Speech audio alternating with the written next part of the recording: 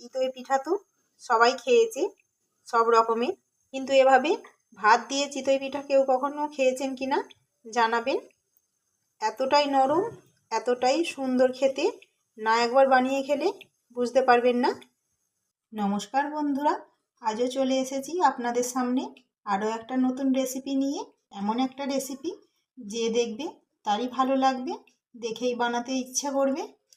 আর খেতে তো এতটা সুন্দর, এতটা মজার হয়, বানিয়ে একবার না খেলে মনটা মানবেই না।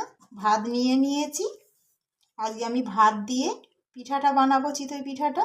এটা কিন্তু রাতের বেঁচে যাওয়া বাসি ভাত না, এটা দুপুরের ভাত। চাল গুঁড়োর চিতই পিঠা সবাই তো আমরা কম বেশি সবাই খেয়ে থাকি। এখানে আমি একটা মিডিয়াম সাইজের বাটির 1 বাটি ভাত নিয়েছি। এখানে মিক্সিং জার নিয়েছি, ভাতটা ঢেলে দেবো। যে বাটি মেপে ভাত নিয়েছিলাম তার অর্ধেককে একটু কম হবে সুজি নিয়েছি, সুজিটাও আমি মিক্সিং জারের ভাতের সঙ্গে ঢেলে দেবো। সুজি, স্বাদ মতো লবণ, আর লাগবে জল। যেই বাটি মেপে ভাত নিয়েছিলাম, সুজি নিয়েছিলাম, ওই বাটিরই জল দিয়ে দিচ্ছি আমি 1 বাটি। খুব ভালো করে মিশিয়ে নিচ্ছি সুজি আর ভাতটা। ভালো করে ঢাকনাটা লাগিয়ে পেস্ট করে নেব, একদম মিহি করে। খুব ভালো করে পেস্ট করে নিয়েছি, একদম মিহি হয়ে গেছে, কোনো রকম কিন্তু দানা ভাব নেই। এইরকম একটা মিহি পেস্ট তৈরি করে নিতে হবে। এবার আমি এই পেস্ট ব্যাটারটা একটা বাটির মধ্যে ঢেলে নেব। কতটা স্মুথ হয়েছে দেখুন। সামান্য জল দেবো, যদি ব্যাটারটা ঠিকঠাক থাকে জল দেওয়ার কোনো প্রশ্নই ওঠে না। দেওয়ার সঙ্গে সঙ্গে মানে পোড়ার সঙ্গে সঙ্গে কিন্তু মিশে যাচ্ছে, থাকছে না। শেষে আমি এখানে বেকিং পাউডার নিয়েছি, বেকিং সোডা না, চা চামচের 1/2 চামচ দিয়ে দিচ্ছি।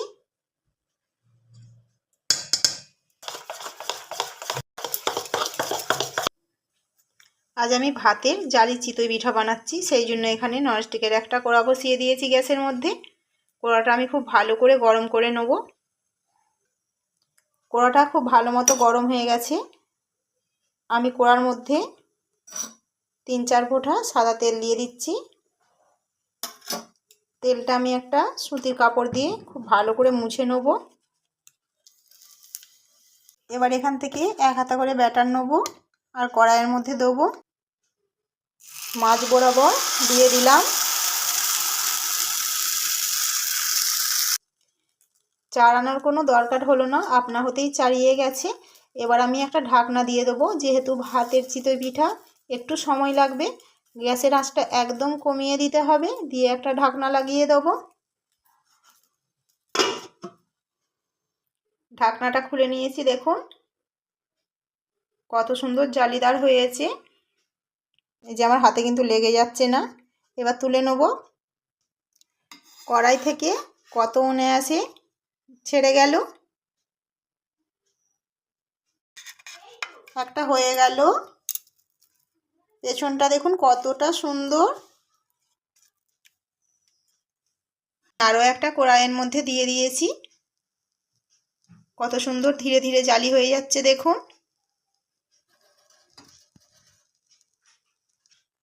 এটাও হয়ে গেছে, তুলে নিচ্ছি।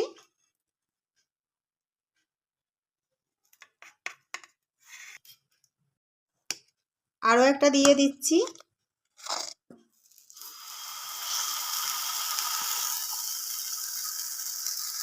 একইভাবে সব ভেজে নেব আমি।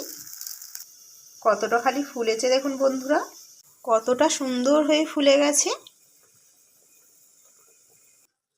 সব পিঠা ভাজা হয়ে গেছে, একদম কিন্তু তুলোর মতো নরম, তুলোর থেকেও নরম বেশি বলা যায়। পেছনটা দেখো একদম কিন্তু চুনে পুড়ে যায়নি, কত সুন্দর কালার হয়েছে পেছনটাও, একেবারে নরম তুপতুপ করছে।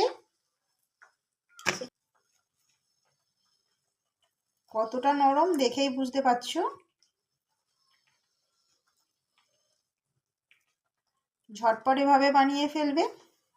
ভালো লাগলে ছোট্ট একটা লাইক করবে, আর চ্যানেলটিকে নতুন বন্ধুরা প্লিজ সাবস্ক্রাইব করে নেবেন আরও নতুন নতুন ভিডিও পাওয়ার জন্য। এবার এখানে আমি খাজুর গুড় দিয়ে দিলাম। খাজুর গুড়ের সঙ্গে খেতে তো খুব সুন্দর লাগে। এভাবে খাজুর গুড়ের সঙ্গে পরিবেশন করলে তো আর কোনো কথাই হবে না। রেসিপিটা কেমন লাগলো অবশ্যই জানাবে, অনেক অনেক শেয়ার করবে।